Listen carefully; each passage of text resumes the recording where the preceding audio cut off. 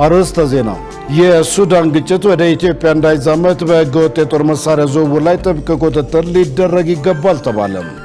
ኢትዮጵያ የጸረ አበረታች ቅመሞች ምርመራ ልትጀምር እንደሆነ ተገለጸ። ከውጭ በሰሜን ምዕራብ ቱርክ በተፈጠረ ግጭት 6 የአይኤስአይኤስ አባላትና 3 የፖሊስ መኮንኖች ተገደሉ።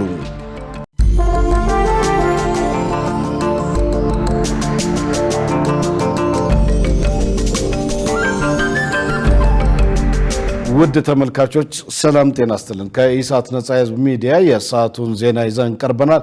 ከዜናው ጋር ደረጀ ይልማ ነኝ። ለምልክት ቋንቋው ደግሞ ዳዊት ጎሳዬ አብሮኛል። ወደ ቀዳሚው ዜና አልፋለሁ። የሱዳን ግጭት ወደ ኢትዮጵያ እንዳይዛመት በህገወጥ የጦር መሳሪያ ዝውውር ላይ ጥብቅ ቁጥጥር ሊደረግ ይገባል ተባለም። በተያያዘ ኢሳት ያነጋገራቸው የፖለቲካ ተንታኞች ኢትዮጵያ ከውጭ የሚመጣውን ትንኮሳ ለመመከት የውስጥ ሰላሟን ማስጠበቅ ይገባታል ብለዋል። ትዕግስት ተስፋ ያዘጋጀችውን መሰረት ባዩ እንደሚከተለው ታቀርበዋለች። የተባበሩት መንግስታት ድርጅት የጸጥታው ምክር ቤት በሱዳን እየተባባሰና ከጊዜ ወደ ጊዜ ዓለም አቀፋዊ መልክ እየያዘ የመጣው ግጭት ወደ ጎረቤት ሀገራት በተለይም ወደ ኢትዮጵያ ሊዛመት ይችላል በሚል አስጠንቅቋል። ይህንን ተከትሎ በሱዳን ድንበር አቅራቢያ የሚገኙትን የኢትዮጵያ አካባቢዎች የጸጥታ ሁኔታ በማስጠበቅ በኩል ምን መደረግ አለበት ሲል ኢሳት የፖለቲካ ተንታኞችን ጠይቋል። የፖለቲካ ተንታኙ ወሰን ሰገድ አሰፋ በሰጡት ምላሽ ሀገራዊ አንድነትን ማጠናከር ወሳኝ መሆኑን ጠቅሰው የእርስ በርስ ክፍፍል ከየትኛውም አቅጣጫ ለሚመጣው ውጫዊ ትንኮሳ የሚያጋልጥ በመሆኑ ውስጣዊ ችግሮችን መፍታት ቀዳሚ ተግባር ሊሆን ይገባል ብለዋል። ይህ ግጭት የእኛን ድንበር አልፎ እንዳይገባ መሰረታዊ ጥንቃቄዎች መደረግ አለባቸው። አንዱና ዋነኛው የሚሆነው ኢትዮጵያ ውስጥ ባሉ የተለያዩ ፋክሽኖች የጦር መሳሪያ አንስተው በተለያየ ዓላማ እየተዋጉ ካሉት አካላት ጋር መንግስት ኢኒሼቲቭን ወስዶ ስምምነት መፍጠር መቻል ይኖርበታል። እንደ ሀገር ይህን ነገር ለመከላከል ሲባል ሀገራዊ አንድነት ካልተመሰረተ የኛ የእርስ በርስ መከፋፈል ለሱዳን የትኛውም ኃይልም ሆነ ከቀጠናውም ሊመጣ ከሚችል ከኢንተርናሽናል ሊመጣም ከሚችል ከኤርትራም ከግብጽም ሊመጣ ለሚችል ማንኛውም አይነት ጥቃት ተጋላጭ ስለሚያደርገን ውስጥ ያለውን መከፋፈል አስቀድሞ መፍታት ትልቁ እንትን ነው የሚሆነው፣ መከላከያ መንገድ ነው የሚሆነው። በጋምቤላ ክልል የተፈጠረው ግጭት እንደ አንድ ስጋት የሚታይ በመሆኑ ግጭቱን ማስቆም የመንግስት ኃላፊነት መሆኑን የተናገሩት ደግሞ ዶክተር ደጉ አስረስ ናቸው። ጋምቤላ ግን ከደቡብ ሱዳን ጋር ያለው ግንኙነት በኢትዮጵያ ልክ እስካሁን ሰላማዊ ነው ያለው። ነገር ግን የጋምቤላ የውስጥ ቅራኔ የኤትኒክ በራሳቸው የማነሱት የሰጣት ያንን የፌደራል መንግስትን ማስተካከል ይጠበቅበታል። ክልል ላይ እንደዚህ አይነት የተረበሸ ሁኔታ ካለ የፌደራል መንግስት ጣልቃ ገብቶ ማስማማት ኃላፊነትም ነው ግዴታ። አክለውም አካባቢው የግጭት ቀጠና መሆኑን አንስተው ይህንን ለመከላከል በኢትዮጵያ በኩል የውስጥ ሰላምን ማስጠበቅ ወሳኝና ዋና ተግባር መሆኑን ገልጸዋል። በተለይ ሱዳን ጋር የሚያሰነው አካባቢ የተረጋጋም አይደለም። የመሳሪያ ነጋዴዎች ከአውሮፓም ከሌላም ሀገር መሳሪያ እንዳቶች ይህንን አጋጣሚ በመጠቀም ግጭት ወዳለበት ላይ ንግድ ጀምረዋል። መጀመሪያ የውስጥ አንድነትን የውስጥ ሰላምን መፍጠር ያስፈልጋል። የጦር መሳሪያዎች ስርጭት ከጊዜ ወደ ጊዜ የጨመረና ታጣቂ ቡድኖች ባልተጠበቁ ድንበሮች በኩል እየተንቀሳቀሱ በመሆናቸው ነው ጦርነቱ ይዛመታል የሚል ስጋት መፍጠሩን ተመድ በሪፖርቱ ያመላከተው። ኢትዮጵያ የጸረ አበረታች ቅመሞች ምርመራ ልትጀምር እንደሆነ ተገለጸ። ከአሁን ቀደም ለምርመራው የሚወጣውን ከ60 እስከ $400 የውጭ ምንዛሪ የሚያስቀር መሆኑ ተገልጿል። መሳይ ገዛኸኝ የኢትዮጵያ የህብረተሰብ ጤና ኢንስቲትዩት ከኢትዮጵያ ጸረ አበረታች ቅመሞች ባለስልጣን ጋር በመተባበር በኢንስቲትዩቱ የባዮሎጂካል ፓስፖርት ላቦራቶሪ ለመክፈት የመግባቢያ ስምምነት በዛሬው ዕለት ተፈራርሟል። ከዚህ ቀደም ኢትዮጵያ የአትሌቶችን ምርመራ ሆነ ሌሎች ምርመራዎችን ወደ ሌሎች ሀገራት በመላክ ምርመራ እንደሚካሄድ ተገልጿል። የኢትዮጵያ የህብረተሰብ ጤና ኢንስቲትዩት ለአንድ የላቦራቶሪ ምርመራ ከ60 እስከ $400 የሚያስወጣውን የውጭ ምንዛሬ ለማስቀረት በርካታ ስራዎች እንደሰራ ጠቅሶ በዚህም የተሳካ ፍጻሜ እንዳስገኘ ገልጿል። የኢንስቲትዩቱ ዋና ዳይሬክተር ዶክተር መሳይ ኃይሉ የዓለም አቀፉን ደረጃ በመጠበቅ እንደሚሰራ ገልጸዋል። የአትሌቶች የባዮሎጂካል ፓስፖርት ወይንም የጸረ አበረታች ወይም የአበረታች ቅመሞች ለየታው ምርመራ አገልግሎት የሚውል ላቦራቶሪ የዓለም አቀፍ ስታንዳርዶችን አሟልቶ በኢትዮጵያ በራሳችን አቅም ከኢትዮጵያ ጸረ አብረታች ቅመሞች ባለስልጣን እና ከኢትዮጵያ ህብረተሰብ ጤና ኢንስቲትዩት ጋር እና ሌሎች የሚመለከታቸው ሚኒስቴር መስሪያ ቤቶች ትብብር የሚቋቋም ሲሆን ይህም ደግሞ አገራዊ ማህበራዊና ኢኮኖሚያዊ ፋይዳው ትልቅ የሆነ ከዛም ባለፈ ለምርምርም ስራ እንግዲህ ለመረጃ ልውውጥ በጥብቅ ፕሮቶኮልና ዓለም አቀፍ ስታንዳርድ እንዲመራ ለስፖርቱም በተለይ ለአትሌቲክሱ ልማት የበኩሉን አስተዋጽኦ በከፍተኛ ደረጃ የሚያደርግ ስለሆነ ይህንን የተቋማችን ሆስት አድርጎ ተቀብሎ ለማስተናገድ እድሉን በማግኘቱ ደረጃውን የጠበቀ አገልግሎት ለመስጠት ለሚደረገው ጥረት ሁሉ ተቋማችን ተገቢውን ሁሉ እንደሚያደርግ በዛ አጣሚ ቃል እየገባን የጸረ አበረታች ቅመሞች ባለስልጣን ቦርድ ፕሬዝዳንት ፕሮፌሰር አክሊሉ ታዛዥ የላቦራቶሪ ምርመራ ሀገር ውስጥ መጀመሩ ዘርፈ ብዙ ጥቅም እንዳለው አብራርተዋል። ይህ በአገራችን የመቋቋም ሁኔታ አንደኛ ናሙናዎች የመጓጓዝና እንግልት እንዳይጠቅም የሚያደርግ ሁኔታ ይሆናል። ቀጥሎ የውጭ ምንዛሪ የሚያስቀር ነው የሚሆነው። ሶስተኛ ደግሞ የአገራችን ባለሙያዎች ራሳቸው ባለሙያውም የሚያድግበት አቅም የሚያድግበትና በዚህ በራሳችን አገር የምንሰራበት ነው የሚሆነው። ይሄ ምርመራ ደግሞ አንደኛ እዚህ መመርመሩ መረጃዎችን በትክክል ፍሰቱን በጠበቀ ሁኔታ እንድናገኝ ያደርጋል። በዚህ የውጤት አስተዳደራችን ደግሞ በተሻለ ሁኔታ ስራውን ይሰራል። ከዛ በመቀጠል ደግሞ የተለያዩ ጥናቶችና ምርምሮች ትንተናዎች ይካሄዳሉ ማለት ነው። ስለዚህ መረጃን ተንተርሰን የመከላከልና የመቆጣጠር አሰራሩን የምናዘምንበት ሁኔታ እድል ይፈጥርልናል ማለት ነው። ፕሮፌሰር አክሊሉ ተቋማቸው የበርካታ ዓለም አቀፉን ደረጃዎች እንዲጠብቅ ለማስቻል እንደሚሰራ አሳውቀዋል። የጸረ አበረታች ቅመም ባለስልጣን መስሪያ ቤት ይህ አዲስ ነገር እንደመሆኑ መጠን ብዙ የዓለም ስታንዳርዶችን መጠበቅ ያለበት ሀገር አለ። ስለዚህ የተለያዩ ስታንዳርዶችን በማምጣት ቴክኒካዊ የሆኑ ሰነዶችን በማምጣትና መረጃዎች ሁሉ ጊዜ ተከታታይ እንዲፈሱ በማድረግ ከህብረተሰብ ጤና ኢንስቲትዩት ላቦራቶሪ ጋር ጎን ለጎን የሚሰራበት አሰራር ይኖራል። ሁለተኛ ደግሞ ኢንስቲትዩቱንም በአስፈላጊው ነገር ሁሉ በመደገፍ ፕሮጀክቶችን አብሮ በመስራት ፈንድ አብሮ በማፈላለግ ይህ የላቦራቶሪ አሁን ካለበት ደረጃ ደግሞ ወደፊት ከፍ እያለ የሚሄድበትና የአህጉራችን አትሌቶችም መጥተው እዚህ የሚመረመሩበት ሁኔታ እንዲኖር ጥረት እናደርጋለን። ኢትዮጵያ ከሌሎች ሀገራት ናሙና በመቀበል እንድትመረምር በሚያስችላት ደረጃ ላይ እንድትሆን እንደሚሰራ ተመልክቷል።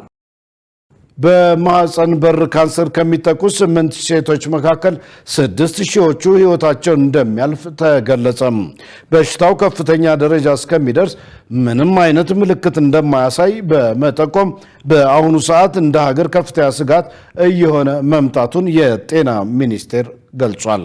መሳይ ገዛኝ ያዘጋጀችውን ሙሉቀን ሰለሞን እንደሚከተለው ያቀርበዋል። በኢትዮጵያ በካንሰር ህመም ምክንያት በየዓመቱ ከ54,000 በላይ ሰዎች ህይወታቸው እንደሚያልፍ ከነዚህም ውስጥ ከ60 በመቶ በላይ ሴቶች መሆናቸውን የጤና ሚኒስቴር መረጃ ያሳያል። በካንሰር በሽታ ከሚያዙ ታማሚዎች መካከል ቀዳሚው የጡት ካንሰር ሲሆን በሁለተኛ ደረጃ ላይ ያለው የማህፀን በር ካንሰር ነው። የማህፀን በር ካንሰር በዓለምም በኢትዮጵያም በከፍተኛ ደረጃ ስጋት እንደሆነ ተጠቁሟል። በጤና ሚኒስቴር የእናቶች ህጻናትና አፍላ ወጣቶች መሪ ስራ አስፈጻሚ ውስጥ የክትባት አማካሪ ዶክተር አበባ አባዲ በአንድ ዓመት ውስጥ በማህፀን በር ካንሰር ከሚጠቁ 8,000 ሴቶች ውስጥ 6,000ዎቹ ህይወታቸው እንደሚያልፍ በጥናት መረጋገጡን ገልጿል። የማህፀን በር ካንሰር በግብረ ስጋ ግንኙነት በቫይረስ አማካኝነት እንደሚከሰት የገለጹት ዶክተር አበበ በአብዛኛው የማህበረሰብ ክፍል ውስጥ ግንዛቤ እንደሌለ አንስተዋል። የበሽታውን ጫና በተመለከተ በቁጥርም ተደግፎ ለማቅረብ ተሞክሯል። ስለዚህ ጫናው ከፍተኛ ነው። ወጣት ልጃገረዶች የግብረ ስጋ ግንኙነት የሚያደርጉ ከሆነ ብዙ ጊዜ HIV ወይም እርግዝናን ብቻ የሚፈሩ እንደሆነ ለማየት ተችሏል። ነገር ግን ከዛ በተጨማሪ በግብረ ስጋ ግንኙነት አማካኝነት የሚተላለፉ ብዙ አይነት በሽታዎች ስላሉ እነሱንም ታሳቢ ማድረግ እንዳለባቸው ራሳቸውን ከዚህም መጠበቅ እንዳለባቸው በየጊዜው ማስገንዘብ ይገባናል። የማህፀን በር ካንሰር ደግሞ በዓለም ደረጃም እንደ ሀገርም ትልቅ ስጋት እየሆነ ስለመጣ እሱን ለመከላከል የሁላችንም ርብርብ የሚጠይቅ መሆኑን ለማሳሰብ እወዳለሁ።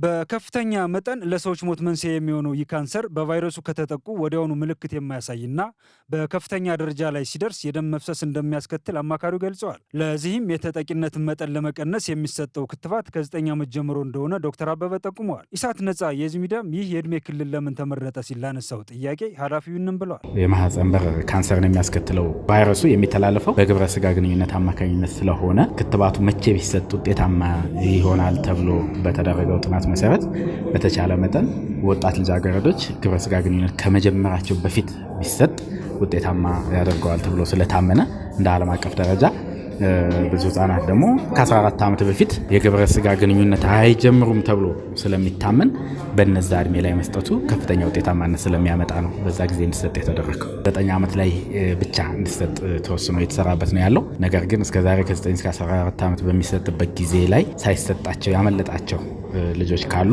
ከ9 ዓመት በተጨማሪ ከ10 እስከ 14 ላሉትም ባገኘናቸው አጋጣሚ ልንሰጥ እንችላለን። እንደ ሀገር ግን እንደ ፕሮግራም የተያዘው 9 ዓመት ላይ እንድንሰጥ ነው። ከዚህ በኋላ የማህፀን በር ጫፍ ካንሰር ክትባት ከተጀመረ እስካሁን 17 ሚሊዮን ሴቶች መከተባቸው ተመልክቷል። ውድ ተመልካቾች ከኢሳት ነጻ ህዝብ ሚዲያ የሰዓቱ ዜና ወደ እናንተ መድረሱን እንደቀጠለ ነው። አሁን ደግሞ የቢዝነስና ኢኮኖሚ ዜናዎችን ወደ እናንተ የምናደርስበት የአየር ጊዜ ላይ ደርሰናል። መሰረት ባዩ ጠብቀናለች። ወደዛው እንለፍ።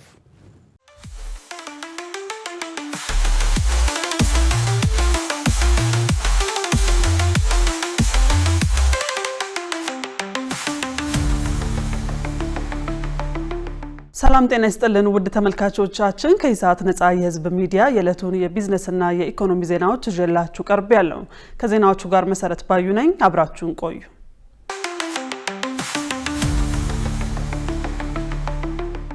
ኢትዮ ቴሌኮም የታሪፍ ማስተካከያ ማድረጉን አስታወቀ። ኩባንያው ማስተካከያውን ያደረገው የስራ ማስኬጃ ወጪዎች መጨመርን ተከትሎ የአገልግሎቱን ቀጣይነት ለማረጋገጥ መሆኑን ገልጿል። ኩባንያው ባወጣው መግለጫ እንዳመለከተው ባለፉት 6 ዓመታት የደንበኞችን የመግዛት አቅም ያገናዘበ ቅናሽ በማድረጉ የደንበኞቹን ቁጥር ከ86 ሚሊዮን በላይ አድርሷል። በተመሳሳይ የቴሌብር ተጠቃሚዎች ቁጥር ከ56 ሚሊዮን ማለፉን የገለጸው ኩባንያው ይህም ለሀገሪቱ ዲጂታል ኢትዮጵያ 2025 ስትራቴጂ ስኬት ትልቅ ሚና መጫወቱን አብራርቷል። የታሪፍ ማስተካከያው የተደረገባቸው ምክንያቶች የገለጸው ኢትዮ ቴሌኮም እየታዩ ያሉ የማክሮ ኢኮኖሚ ሁኔታዎች እንዲሁም የካፒታልና የስራ ማስኬጃ ወጪዎች መጨመር ዋነኞቹ መሆናቸውን ጠቁሟል። ይህ እርምጃ ኩባንያው በመላ ሀገሪቱ የጀመረውን የዲጂታል መሰረተ ልማት ማስፋፋት በዘላቂነት ለማጠናከር ያለመ መሆኑም ተገልጿል።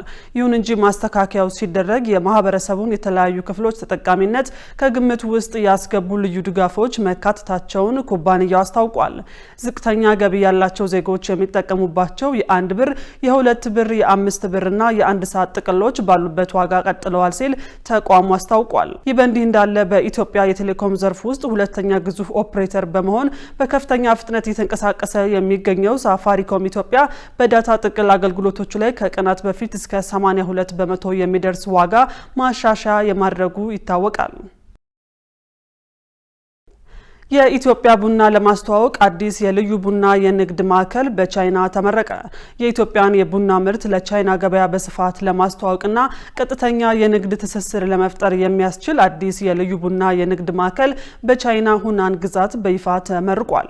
የዚህ ማዕከል ምረቃ በሁለቱ ሀገራት መካከል የተካሄደውን የቻይና ኢትዮጵያ የቡና ኢኮኖሚና የንግድ ትብብር ኮንፈረንስ ተከትሎ የተከሰተ ነው። በአሁኑ ወቅት ቻይና የኢትዮጵያ ቡና በብዛት ከሚላክባቸው ሀገራት መካከል በአራተኛ ደረጃ ላይ ትገኛለች። የኢትዮጵያ ቡናና ሻይ ባለስልጣን ይፋ ባደረገው መረጃ መሰረት ባለፉት 5 ወራት ብቻ 16300 ሜትሪክ ቶን ቡና ወደ ቻይና የተላከ ሲሆን ይህም 113 ሚሊዮን ዶላር የሚጠጋ የውጭ ምንዛሪ አስገኝቷል። የባለስልጣኑ ዋና ዳይሬክተር አዱኛ ደበላ እንደገለጹት ይህ ማዕከል የኢትዮጵያን ቡና ለቻይናውያን ሸማቾች በቀጥታ ለማድረስ ትልቅ በር ይከፍታል። ማዕከሉ የዙዙን ከተማ የድንበር ተሻጋሪ የኤሌክትሮኒክ ንግድ መሰረተ ልማት በመጠቀም የንግዱን ስራ ቀልጣፋና ተደራሽ ያደርገዋል። ከንግድ ልውውጡ በተጨማሪ ማዕከሉ የኢትዮጵያን የቡና ባህል ለቻይናውያን በማስተዋወቅ ዘላቂ ደንበኛ ለማፍራት እንደሚሰራ ተገልጿል።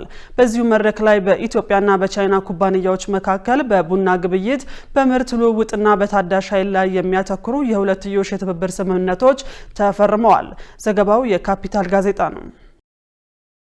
ተቋማት ለሀገር እድገት በጋራ እንዲሰሩ ተጠየቀ። ተቋማት ዘላቂ ልማትን ከሚያደናቅፉ የሙስና ብልሹ አሰራር ኢስነ ምግባር ድርጊቶች በመታቀብ ለሀገር እድገት በጋራ ሊሰሩ እንደሚገባ የአዲስ አበባ ንግድና የዘርፍ ማህበራት ምክር ቤት ፕሬዝዳንት ገለጹ። የተቋማት ቅልጥፍና ለግሉ ዘርፍ ልማት በሚል መሪ ሀሳብ ሶስተኛው የመንግስትና የግሉ ዘርፍ የምክክር መድረክ በአዲስ አበባ እየተካሄደ ይገኛል።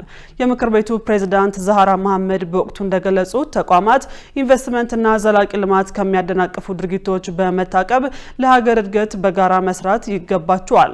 የንግዱን እንቅስቃሴ ለማስፋፋት ከመንግስት ጋር ተቀራርቦ ለመስራት ምቹ ሁኔታ መኖሩን የጠቆሙት ፕሬዝዳንቷ የግሉ ዘርፍ ስራውን ሲያከናውን ህጋዊ ስርዓትና የሞራል ሴቶችን ማክበር እንዳለበት አሳስበዋል። የኢንቨስትመንት ፍሰት ለማሳደግ የግሉን ዘርፍና የመንግስት ትብብር ከፍተኛ ሚና እንዳለው የገለጹት ወይዘሮ ዛህራ መድረኩ የመልካም አስተዳደር ነክ ችግሮች ስር ሳይሰዱ ለመፍታት እንደሚያግዝ ገልጸዋል። የንግዱ ማህበረሰብ ለአንድ ሀገር ኢኮኖሚ እድገት ወሳኝ ሚና ያለው በመሆኑ ምክር ቤቱ የተሳለጠ የንግድ ስርዓት እንዲሰፍን ሰፊ ስራ መስራቱን አስረድተዋል። የንግዱ ማህበረሰብ የሚጠበቅበትን ግዴታ በአግባቡ እንዲወጣና መብቱም እንዲከበርለት በማድረግ ረገድ ምክር ቤቱ በትኩረት እየሰራ መሆኑ ተመልክቷል። ህጋዊ የንግድ ስርዓት እንዲሰፍን ለማስቻልም ሁሉም ባለድርሻ አካላት የበኩላቸውን ኃላፊነት መወጣት እንዳለባቸው ፕሬዝዳንቷ ጥሪ አቅርበዋል። ዘገባው የጋዜጣ ፕላስ ነው። ወደ ተመልካቾቻችን አሁን ደግሞ በእለቱ በተመረጡ ባንኮች ያለውን የውጭ ምንዛሬ ዋጋና የብሔራዊ ባንክ የወርቅ ግብይት መረጃ ተከታትለን እንመለስ።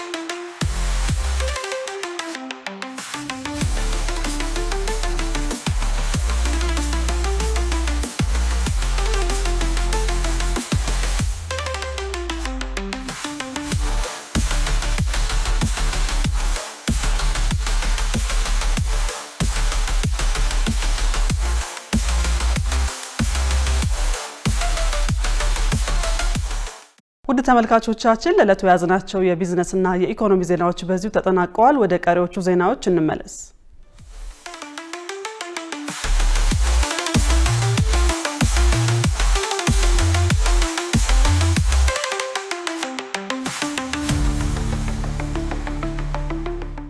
ውድ ተመልካቾች ከኢሳት ነጻ የህዝብ ሚዲያ የሰዓቱ ዜና ወደ እናንተ መድረሱ እንደቀጠለ ነው። አሁን ደግሞ ወደ ውጭ ዘገባዎች አልፋለሁ። በሰሜን ምዕራብ ቱርክ በተፈጠረ ግጭት 6 የአይኤስአይኤስ አባላትና 3 የፖሊስ መኮንኖች ተገደሉ።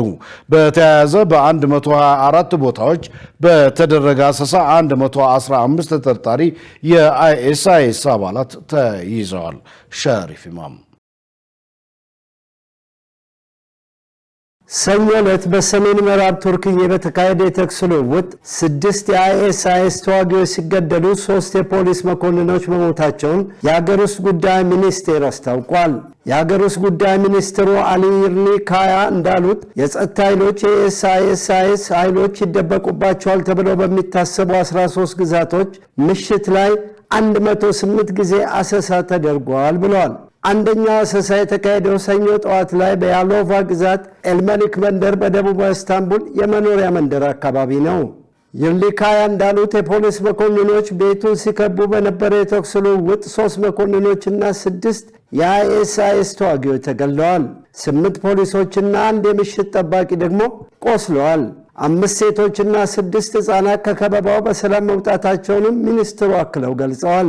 ልዩ ኃይሎች ከአቅራቢያ ቡርሳ ግዛት በመምጣት በኦፐሬሽኑ ድጋፍ ማድረጋቸው ተገልጿል። የቲአርቲ ዘጋቢ ሀበር ከስፍራው እንደዘገበው ነዋሪዎችና ተሽከርካሪዎች ኢላማ በተደረገው ቤት አካባቢ እንዳይንቀሳቀሱ ታግደው ነበር። የያሎቫ አስተዳደር በአቅራቢያ ያሉትን ትምህርት ቤቶች ለተወሰነ ጊዜ እንዲዘጉ አድርጎም ነበር። የአልጀዚራ ዘጋቢ ሲነም ኮሲጉል ከኢስታንቡል እንደዘገበው ደግሞ ሁልጊዜ በዓል ሰሞን የቱርክ የደህንነት ኃይሎች በቱርክ የሚገኙና የተኙ የሚመስሉ የአይኤስአይኤስ ሴሎችን ኢላማ በማድረግ አሰሳቸውን ያጠናክራሉ ብሏል። ሐሙስ ዕለት የቱርክ ባለስልጣናት እንዳሉት በ124 አካባቢዎች አሰሳ አካሂደው 115 የአይኤስአይኤስ ተጠርጣሪዎችን ይዘዋል። በኢስታንቡል ዋና አቃቤ ሕግ ፖሊስ ባገኘ የደህንነት መረጃ ቡድኑ በቱርክ በዋናነት ሙስሊም ባልሆኑት ላይ በበዓል ወቅት ጥቃት ለመፈጸም አቅዶ ነበር ብለዋል። የአሜሪካ ወታደሮችም በዚህ ወር ላይ ተደጋጋሚ ጥቃት ፈጽመዋል። በዚህም በማዕከላዊና በሰሜን ምስራቅ ሶሪያ ከ70 በላይ ኢላማዎችን ደብድበዋል። ጥቃቱ የተፈጸመው 2 የአሜሪካ ወታደሮችና አንድ አስተርጓሚ በሶሪያ ፓልሚራ ከተማ በተፈጸመ ጥቃት ከተገደሉ ከሳምንት በኋላ ነው። ከሶሪያ ጋር ድንበር የምትጋራው ቱርክ ከቅርብ ዓመታት ወዲህ በአይኤስአይኤስ ላይ የምትወስደውን እርምጃ አጠናክራለች። በ2013 እና በ2023 መካከል የቱርክ ባለስልጣናት ከ19,000 በላይ ተጠርጣሪዎችና የቡድኑ ደጋፊዎች ናቸው ያሏቸውን ይዘው ማሰራቸውን የቱርክ ፕሬዝደንት ቢሮ አስታውቋል።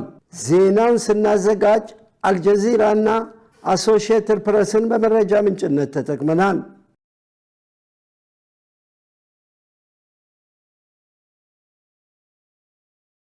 ቻይና ወታደራዊ ልምምድ በሚል የምድር የባህርና የአየር ኃይል ክፍሎቿን በታይዋን ዙሪያ አሰማራች።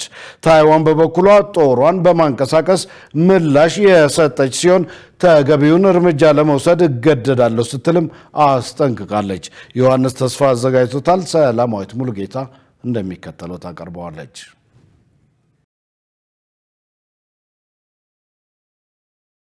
ይህ ወታደራዊ ልምምድ የተጀመረው ዩናይትድ ስቴትስ ለታይፔ የ11 ቢሊዮን ዶላር የጦር መሳሪያ ሽያጭ እንደምታደርግ ካሳወቀች ከ11 ቀናት በኋላ ነው። ሽያጩም አሜሪካ ራሷን በራሷ ለምታስተዳድረው ደሴት ካደረገችው የጦር መሳሪያ ሽያጮች ከፍተኛው ነው ተብሏል። ቤጂንግ በበኩሏ በስምምነቱ ላይ ያላትን ጠንካራ ተቃውሞ የገለጸች ሲሆን አይገመቴና ከፍተኛ እርምጃዎችን በመውሰድ ምላሽ እንደምትሰጥም አስጠንቅቃለች። የታይዋን ትራንስፖርት ሚኒስቴር ስለ ቻይና ወታደራዊ ልምምድ ያለውን አቋም ሲገልጽ እንዲህ ብለዋል። በአየርና በባህር ትራንስፖርታችን ደህንነት ላይ ሳንካ መፍጠሩ የማይቀር የሆነውን የቻይናን ትዕቢተኛና የምክንያታዊ ድርጊት አጥብቀን እንቃወማለን፣ እናወግዛለንም። በትራምፕ አስተዳደርና በታይዋን መካከል የተደረገው ይህ የ11 ቢሊዮን ዶላር ስምምነት 82 ሂማርስ ከፍተኛ ተንቀሳቃሽና በአንድ ጊዜ በርካታ የሮኬት ሚሳይሎችን መተኮስ የሚችሉ ማስወንጨፊያዎች፣ እስከ 300 ኪሎ ሜትር ርቀት ኢላማ መምታት የሚችሉ ምድር ለምድር የሚምዘገዘጉ ረጅም ርቀት የሚሳይል ስርዓቶች፣ በተጨማሪም 16 ተንቀሳቃሽ የመድፍ ተሽከርካሪዎች እንዲሁም ዘመናዊ ጸረ ታንክና ጸረ መርከብ ሚሳይሎችን እንደሚያካትት ተነግረዋል። ይህ ሽያጭ ደግሞ እንደ አውሮፓውያኑ በ2001 በጆርጅ ደብሊው ቡሽ ዘመን ከተፈረመው የ16 ቢሊዮን ዶላር ስምምነት በመቀጠል ለታይዋን የተደረገ ሁለተኛው ትልቁ የወታደራዊ መሳሪያ ሽያጭ ነው። በአትላንቲክ ካውንስል የግሎባል ቻይና ማዕከል ተባባሪ ፕሮፌሰር የሆኑት ዊንቲ ሱንግ እንደሚሉት ከሆነ ደግሞ ቻይና ይህን የምታደርገው ተቃውሞዋን ለአሜሪካ ለማሳየትና ማንኛውም አካል ታይዋን የመከላከያ አቅሟን እንድታጠናክር እንዳይረዳ ለማስጠንቀቅ ነው። በዓለም አቀፍ ደረጃ ይህ ለአሜሪካ የሚላክ ግልጽ መልእክት ነው። ቻይና ማንኛውም አካል የታይዋንን የመከላከል አቅም ለማጠናከር የሚገፋፋ ከሆነ እንደማትቀበለውና እንደ ታቡ እንደምትቆጥሮ ለማሳወቅ የታለመ ነው። ይህን ተመሳሳይ ሁኔታ በቻይናና በጃፓን መካከል ላለፉት 2 ወራት በቆየው ሰጥ አገባ ላይ ተነዋል። በሌላ በኩል የታይዋኗ ዋና ከተማ ታይፔ ነዋሪዎችም ስጋታቸውና አቋማቸውን ገልጸዋል። የቻይና ግብ ደሴቷን እንጂ ሕዝቡን አንፈልግም የሚል ይመስላል። ታይዋንን የራሳቸው አካል እንደሆነች በመግለጽ ስማቸውን ለማዳን ይሞክራሉ። ነገር ግን የታይዋን ሕዝብ ነገሩን የሚያየው በዚህ መንገድ አይደለም። እኛ የራሳችን ማንነት አለ፣ እነሱም የራሳቸው አለ። በሁለቱ ወገኖች መካከል ምንም አይነት ጥገኝነት የለም። እኛ በራሳችን ሀገር ነን። ታይዋን እንደ ሶማሌላንድ እድል ቢቀናኝ በማለት ከሰሞኑ እስራኤል የሀገርነት እውቅና ከሰጠቻት ሀርጌሳ ጋር ያላትን ግንኙነት በከፍተኛ ሁኔታ በማጠናከር ላይ ትገኛለች። ውድ ተመልካቾች ከኢሳት ነጻ ህዝብ ሚዲያ አሁን ደግሞ የስፖርት ዘገባዎችን ወደ እናንተ የምናደርስበት የአየር ጊዜ ላይ ደርሰናል። ሙሉ ቀን ሰለሞኑ ይጠብቀናል። ወደዛው እንለፍ። ለጤንነት ለወዳጅነት ሰላም ጤና ይስጥልን ተመልካቾቻችን፣ ከኢሳት ነጻ የህዝብ ሚዲያ ለለተሰኙ ያዘጋጀናቸውን ስፖርታዊ መረጃዎች ይዘን ቀርበናል። ከመረጃዎቹ ጋር ሙሉቀን ሰለሞን። የኢትዮጵያ የሜዳ ተግባራትና የእርምጃ ውድድር ነገ ይጀመራል። በውድድሩ የአጭር የመካከለኛ የ3 ሜትር መሰናክል የሜዳ ተግባራት የእርምጃ ውድድር የተካተቱበት ሲሆን ዓላማውም በክለቦች መካከል የውድድር እድል ለመፍጠር ተተኪ አትሌቶችን ለማፍራትና አትሌቶችን በሽልማት ለማበረታታት መሆኑን የውድድሩ አዘጋጅ የኢትዮጵያ አትሌቲክስ ፌዴሬሽን በሰጠው ጋዜጣዊ መግለጫ አስታውቋል። ፌዴሬሽኑ እንደገለጸው ውድድሩ ከታህሳስ 21 እስከ 26 2018 ዓ.ም በአዲስ አበባ ስቴዲየም የሚካሄድ ሲሆን ከ27 ክለቦች ከአንድ ማሰልጠኛ ማዕከልና ከአንድ ስፖርት አካዳሚ የተወጣጡ 838 አትሌቶች ይሳተፉበታል። የኢትዮጵያ ፕሪሚየር ሊግ 12ኛ ሳምንት መርሃ ግብር ጨዋታዎች ዛሬ ነገና ረቡዕ ይደረጋሉ። ጨዋታዎቹ በአዲስ አበባ ስቴዲየም እና በአዳማ ሳይንስና ቴክኖሎጂ ዩኒቨርሲቲ ስቴዲየም የሚደረጉ ሲሆን ነገ በአዲስ አበባ ስቴዲየም ድሬዳዋ ከተማ ከነገሌ አርሲ ከቀኑ 7 ሰዓት ላይ ሲጫወቱ፣ ምድረገነት ሽሬ ከአዳማ ከተማ ከቀኑ 10 ሰዓት ጀምሮ ይጫወታሉ። በአዳማ ሳይንስና ቴክኖሎጂ ዩኒቨርሲቲ ስቴዲየም ደግሞ ሐዋሳ ከተማ ከሀዲያ ሆሳዕና ቀን 9 ሰዓት ላይ ሲገናኙ፣ ሲዳማ ቡና ከሸገር ከተማ ከምሽቱ 12 ሰዓት ጀምሮ ይጫወታሉ። ሞሮኮ የይድነቃቸው ተሰማን ስቴዲየም እንደምታድስ አስታወቀች። ሞሮኮ በቀጣይ ወራት 4 ስቴዲየሞችን ደረጃቸውን ከፍ አድርጋ ለማደስ ማቀዷን በይፋ አስታውቃለች። ሀገሪቱ ከምታደሳቸው ስቴዲየሞች መካከልም በካዛብላንካ የሚገኘውና በኢትዮጵያዊ የቀድሞ የካፍ ፕሬዚዳንት አቶ ይድነቃቸው ተሰማ ስም የተሰየመው ተሰማ ስቴዲየም አንዱ ነው። የሞሮኮ እግር ኳስ ፌዴሬሽን እንዳስታወቀው 10,000 ተመልካቾችን የመያዝ አቅም ያለው ተሰማ ስቴዲየም 20,000 ተመልካች እንዲይዝ ተደርጎ ይታደሳል ተብሏል። ሞሮኮ እንደ ኤሮፓያን አቆጣጠር ከ1972 እስከ 1987 ለ15 ዓመታት የካፍ ፕሬዚደንት ሆነው ላገለገሉት ኢትዮጵያዊ ይድነቃቸው ተሰማ መታሰቢያ በ1988 በስማቸው ስቴዲየም እንደሰየመችላቸው ይታወሳል። የአፍሪካ ዋንጫ የምድብ የመጨረሻ ጨዋታዎች ዛሬ ጀምረዋል። ከምድብ 2 ዚምባብዌ ከደቡብ አፍሪካና አንጎላ ከግብጽ በተመሳሳይ ሰዓት ከምሽቱ 1 ሰዓት ጀምሮ በመጫወት ላይ ይገኛሉ። ከምድቡ ግብጽ ሁለቱን ጨዋታዎች በማሸነፍ አስቀድማ ማለፏን ስታረጋግጥ፣ ደቡብ አፍሪካ በ3 ነጥብ ሁለተኛ፣ አንጎላና ዚምባብዌ ደግሞ 1 ነጥብ በመያዝ 3ኛና 4ኛ ደረጃ ላይ ሆነው ይፎካከራሉ። ከምድብ 1 ደግሞ ዛምቢያ ከሞሮኮና ኮሞሮስ ከማሊ ምሽት 4 ሰዓት ጀምሮ ይጫወታሉ። ሞሮኮ 4 ነጥብ በመያዝ ምድቡን ስትመራ፣ ማሊና ዛምቢያ በኩል 2 ነጥብ ይከተላሉ። ኮሞሮስ ደግሞ በ1 ነጥብ የምድቡ ግርጌ ላይ ተቀምጣለች። ነገ ከምድብ 3 ዩጋንዳ ከናይጄሪያና ታንዛኒያ ከቱኒዚያ ምሽት 1 ሰዓት ላይ ሲጫወቱ፣ ከምድብ 4 ቦትስዋና ከዲሞክራቲክ ኮንጎና ቤኒን ከሴኔጋል ምሽት 4 ሰዓት ጀምሮ ይጫወታሉ። ግብጽ፣ ናይጄሪያና አልጄሪያ አንድ ጨዋታ እየቀራቸው ጥሎ ማለፉን አስቀድሞ መቀላቀላቸውን ያረጋገጡ ሀገራት ናቸው። የምድብ ጨዋታዎች ረቡዕ ይጠናቀቃሉ። የእንግሊዝ ፕሪሚየር ሊግ የውድድር ዘመኑ አጋማሽ የሆነው 19ኛ ሳምንት መርሃ ግብር ነገና ሐሙስ ይካሄዳል። ነገ በርንሌይ ከኒውካስል፣ ቸልሲ ከበርንማውዝ፣ ኖቲንጋም ከኤቨርተን እና ዌስትሃም ከብራይተን በተመሳሳይ ሰዓት ምሽት 4 ሰዓት ከ30 ጀምሮ ሲጫወቱ፣ አርሰናል ከአስቶን ቪላ እና ማንቸስተር ዩናይትድ ከወልቭዝ ምሽት 5 ሰዓት ከ15 ላይ ይጫወታሉ። ተመልካቾቻችን ከኢሳት ነጻ የህዝብ ሚዲያ ለዕለቱ ያዘጋጀናቸው ስፖርታዊ መረጃዎቻችን የተከታተሏቸው ይመስሉ ነበር። ከመረጃዎቹ ጋር ሙሉቀን ሰለሞን አብራችሁ ቆየው። መልካም ጊዜ ይሁንላችሁ። ለጤንነት ለምርት ለወዳጅነት ውድ ተመልካቾች ከኢሳት ነጻ የህዝብ ሚዲያ የሰዓቱ ዜና እስካሁን ነበር። ከዜናው ጋር ደረጀ ይልማ አብሬያችሁ ቆይቻለሁ። ለምልክት ቋንቋውም እንደዚሁ ዳዊት ጎሳዬ አብሮኝ ቆይቷል። ከቀሪ የኢሳት ዝግጅቶች ጋር ሰናይ ጊዜ